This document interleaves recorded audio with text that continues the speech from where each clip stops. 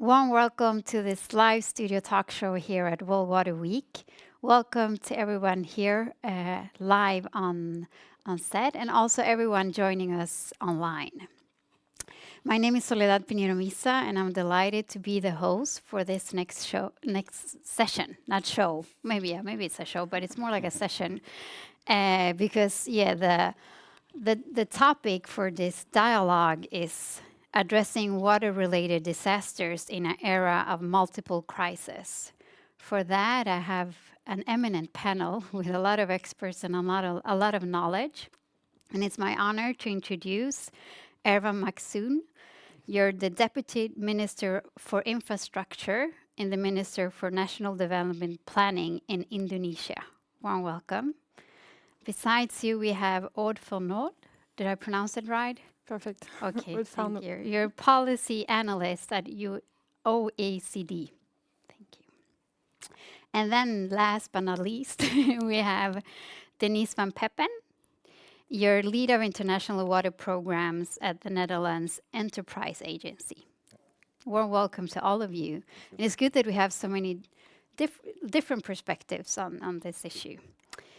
I would like to start with you, Minister, and also because in Indonesia, from my knowledge, too, they've been innovating a lot, or like putting a lot of energy and efforts into finding ways to work in a proactive way. Could you share more of like what of your work so far? What are the methods that your process has led to, and what impact do you hope that it has when it comes to working proactively in these issues? Yes, basically Indonesia is quite large, and we call it like a supermarket of disaster, because we have volcano, we are in ring of fire, and we have also tropical, and there has to be adapted to the climate change as well, and the climate change impact now is getting worse because we have two seasons, dry season and rainy season, and now it's getting longer of dry season, means the impact of the water drought, and also is when the rainy season is getting short, but they are heavy, so the impact from the flood and etc. and like landslides, and we have a practical. So practical, the impact of the how to mitigate this one. Yeah. We have also we are expansive with the infrastructure. So because we need to get the resilience of the infrastructure more stronger, the existing one, and currently we are also build 61 dams, new dams, and also 500 rehabilitation of the reservoir and also lakes, because we need to more catchment area is more there. Yeah. And also we have also with the people we have educate, for example, because of the sea level high is little bit due to the temperature increase, so we are plan for the mangrove. We are mangrove, good for the carbon and also improving protect the coast. And we have also some program also with the bilateral or also international how to financial with this such as infrastructure. So many things we are elaborate, but the crisis Indonesia was also need to adapt. For example, in the beginning last year we have a COVID. We have in 2 years we have 400 million infection to 200 million people. So the government will so speed up because we need to adapt with the change of crisis. Yeah.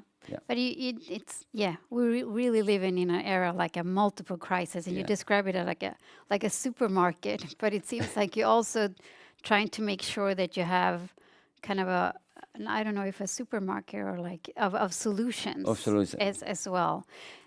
And you're doing what you can, and from your like governments and country perspective, but also because some countries are more affected of the climate change than others. Yeah. What do you see that what support do you need from the global community to be able to to still not also like just to tackle what's Yeah. happening but also to act in a proactive way? Yeah, yeah. And actually, this is good because our we are also doing some sport, but that's why the disaster risk reduction we are also including in the national planning. Mean national planning can be all the global also, all the our partner in development can be joined and also can mitigate what the happen. For example, we have collaborate also how the due to the high risk the sea level and Yeah. also the impact of the land subsidence because of the extraction water from the ground. So we are collaborate how to not only build the seawall, but also how to educate the people with plant the mangrove and plant the other side. And also we also get the data. This is important. Yeah. Actually, due to the early warning system we need also, and the database of the climate also we need to get the share from the global what the looks like will be the future as well, and also like a research also talking about the disaster will be future we don't know, and we need to collaborate and Around as that. well important thing actually financial. Yeah. This is the financial is very important to us Okay. to more Yeah. stronger and also Okay. mitigate what the impact. Yeah. Yes, thank you. I know that it's like so big questions, and I would it's like I'm like trying to because we want everybody to be able to speak. But moving forward to the Netherlands, and Denise, you have the Netherlands has a strong record of working with disaster preparation and when it comes to water relating hazards. But how do you make sure also like both for the Netherlands but also as inspiration for other countries in this era, multiple crises, how do we make sure that, like, finding this balance of dealing with what's happening, but not losing the proactive things or the things that would actually make sure that the disasters don't increase? What is your strategy for that? Well, that's a good one. I mean, we have been investing for centuries in our water management for flood protection. We need to. Big part of our country is below sea level. We have two big European rivers flowing into the sea in our country, so we're a delta. So we're very vulnerable, but we're also economically very strong. So we have a lot of money, so we can invest in flood prevention. So that's going very well. We have a 3-layer model where we work on prevention, so the dikes and the levees, on spatial planning, making sure we don't build in places that are vulnerable to flooding. And the third layer is crisis management. Well, our big challenge is that because of those investments, we had relatively little disasters compared to other countries.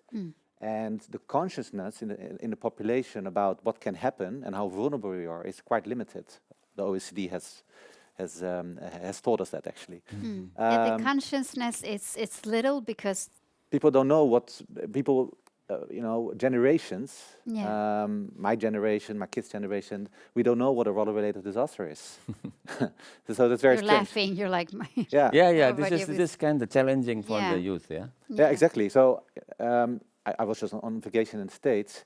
In a country like if you see what's there, what is the consciousness and the awareness of what can happen to you, and also the resilience of people is much bigger than in our country. So that's something that worries me sometimes a little bit. That's also not so easy to solve, but I think we need to work on that. We need to raise that awareness. We need to also accept that that we cannot avoid all disasters. One of the big risks that we're facing is extreme rainfall, which we experienced last year or 2 years ago, causing big damage. So we need to raise that conscience and accept that we also can have disasters at times and prepare the population for that, and also prepare the recovery. And how do we prepare the population for that? And also without increasing fear? And How do you Well, see that? we had some campaigns from the government side. In what do you need in terms of what can happen? Do you live in a risky area? What are the evacuation routes? What type of measure do you need to take in your house to have a bottle of water, have a flashlight available? So I think we need to reinvigorate those again to raise these type of to raise this awareness. Yeah. Thank you. Or from your perspective, also can you share also to add more knowledge to this discussion what some ways that financial mechanism can help in the prevention of water-related disasters? Yeah, so according to the IPCC, 99% of investments are increasing vulnerability and exposure to water risks and to extreme. Say that again. 99% of investments increase vulnerability and exposure to climate and water risks and to extreme events. That's a figure from the IPCC 2022. It's an extreme number. So it shows the role of finance in this discussion. And so while there is attention about channeling investment, more money to finance investments for water security and to prevent extreme events, actually financing needs would be considerably lower if we stopped building future liabilities and investing in projects that increase our exposure and vulnerability to water risks. So if we are serious about climate action, water security and prevention of extreme events, we must redirect and change how the bulk of our investments are allocated so they actually mitigate climate change, support adaptation to a changing climate, restore hydrological cycles, minimize exposure and vulnerability to water risks. And if research helps investors understand how they are exposed to water risks, through which transmission channels at macro and micro level, on the value chains, etc., there's a chance that investors will redirect their investment to decrease exposure and prevent extreme events. So that was the first point. A second important point. Maybe if I pause you there, because we can come back to the second part, because I would like to ask you to how, because if the number is so high, it means also in your countries, if you're not the exception, that you're doing investments that are increasing the vulnerability. So it's like in one way, like how are you working to make sure that the investments done are done in the way that Odd's been highlighting? Yeah, actually, this is a disaster that's coming from two. We have internal, external, I mean, from the climate itself and also from the population. Yeah. Yeah, the population. But when it comes to the investments that you're both from the government or also the investments that you through regulation can make sure the others do, how do you make sure that investments are done in a way that actually prevents and don't in one way actually contribute to increase the risk? Yeah, that's why we have a mechanism to get the investment can be lending also to attack also the crisis, also the mitigate and not only what mitigate. Mechanism is that? Mechanism we have in the government, we have a mechanism and also partnership with the development partner also, like OECD and others partner, World Bank, etc., to get the attack one by one, and we have also mitigate all the mapping all the potential risks also disaster. So you have a mechanism to go through the investments that are going to be done? Yeah. Okay, thank you. I would just like to clarify it also with the question. What is your... Well, that's an interesting question also for us because spatial planning is very important and it's a strong suit. So if you look at building, water is a leading principle in the Netherlands. So we always need to check whether what we build is not in the way of water or does not affect our water resources or something not built in floodplains and stuff like that. However, there's a strong debate in the Netherlands whether we are building residential areas or factories, etc., in flood-prone areas, so in low-lying areas. And that's a debate because we're a very small country with a very big economy with a lot of people, so we need the space. So are you going to build at 9 meters below sea level or 6 meters below sea level? And currently we're doing that. But there's a lot of voices saying that we shouldn't be doing that. So that's one of the debates that is going on. And what is the cost to society of protecting those areas? And Good. And now we're all in. Yeah, please. And on that, the Central Bank of the Netherlands is doing a study comparing exposure to like flood risks and building of houses and assets, and they compare the two, and they show that there actually overlaps, which shows that actually we continue to build houses and assets in flood risk areas, and the study is showing that there is a big data gap. To really, that's the main issue. It's the lack of data to really make wise investments and well-informed investments to make sure we don't increase the vulnerability. Yeah. And how can we, since you're highlighting the importance and then also like the consequences of lack of that data, and I guess USCD, you're doing a lot, and you're giving an example like to make sure that more data is available. But what other things can be? How can we increase and like also like diminish that gap of knowledge? So another important point for us is around incentives to invest in disaster risk reduction at all scales. There is a strong economic case to invest in water-related risk reduction for many reasons. But this strong economic case does not translate into a financial case because of the long-term benefits, the opportunity cost issues, the lack of political incentives. And countries tend to allocate far more funds to disaster response than to disaster risk reduction. And governments can access the market and policy failures that explain that. And setting the right policy and regulatory regimes to create a strong national disaster risk reduction framework is important to incentivize risk reduction, both from public and private investment. So central governments have really a key role to play to design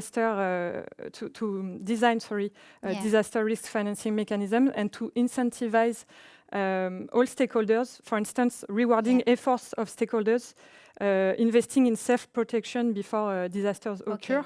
Thank or you. this kind of examples. This time is running up, and I need to. Yeah, Good. You're like a bank of knowledge. So just put in. It's like, and but also to tie that to how you're working in your countries to investing in this way. Yeah, that is very interesting because if we are doing business as usual is also difficult, and a lot of incentive has to be put in this place.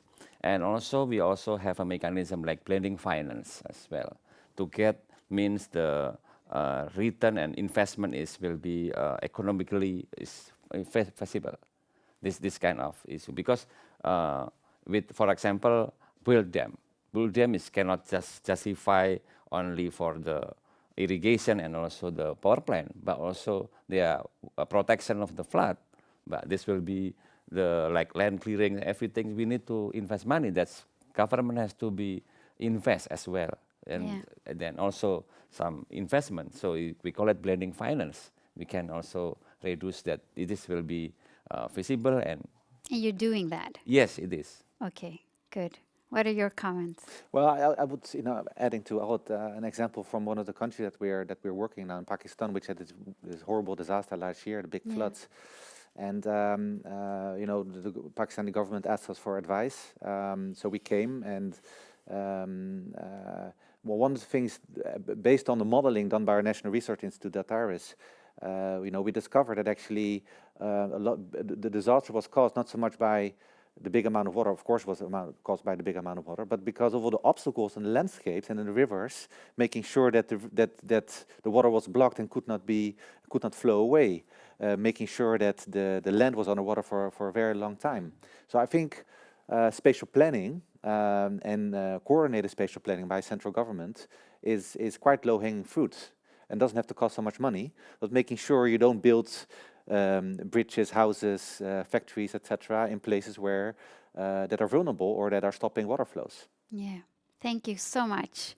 And time is running up for this 20 minutes Studio Live talk show. And but I think the good part is it feels like many of us want to learn more about it, and also I think many of us find it takes with us the importance of like how to making the right investments to be able to mitigate. Thank you so much, everyone joining online. Thank you.